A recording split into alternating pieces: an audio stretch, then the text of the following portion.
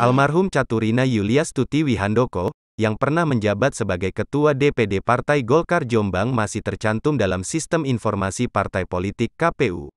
Namun, KPU setempat belum bisa memasukkan namanya dalam kategori tidak memenuhi syarat atau TMS, karena belum ada dokumen pendukung. Sementara, nama perempuan yang semasa hidup disapa Bu Catur itu masih tercatat sebagai anggota partai berlambang pohon beringin, meskipun sudah meninggal dunia sejak tahun 2021 silam. Ketua Bawaslu Jombang, Ahmad Udi Maskur mengakui nama Caturina Yuliastuti Wihandoko masih tercantum sebagai anggota Partai Golkar di Kelurahan Kaliwungu, Kecamatan Jombang. Kita sebelumnya juga menerima informasi dari masyarakat beberapa hari lalu, setelah kita telaah memang ia ada di antaranya nama itu.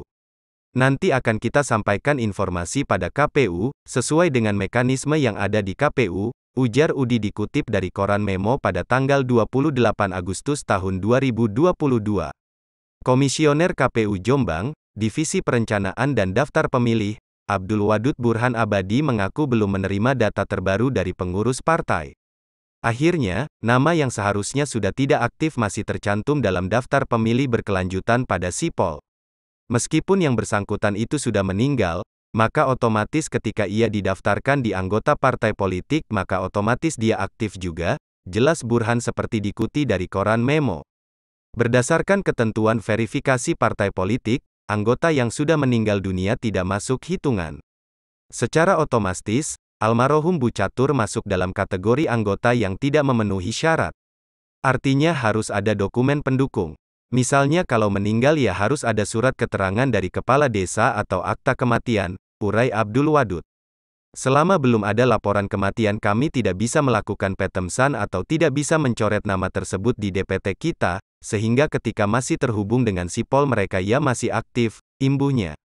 Abdul Wadud menegaskan, sudah sering menyampaikan di berbagai forum maupun langsung kepada masyarakat terkait rekapitulasi data pemilih berkelanjutan yang dilaksanakan setiap bulan. Masyarakat diharapkan membantu KPU dalam ketika ada keluarga yang memenuhi syarat sebagai pemilih agar segera dimasukkan dalam data. Namun jika ada kematian maka dengan syarat-syarat tertentu kita akan melakukan pencoretan di data pemilih, dan untuk jumlah pemilih yang meninggal dunia, kami belum bisa menginformasikan ke publik, karena masih dalam proses verifikasi, memang ada ya beberapa yang nantinya akan kita verifikasi, pungkas Abdul Wadud.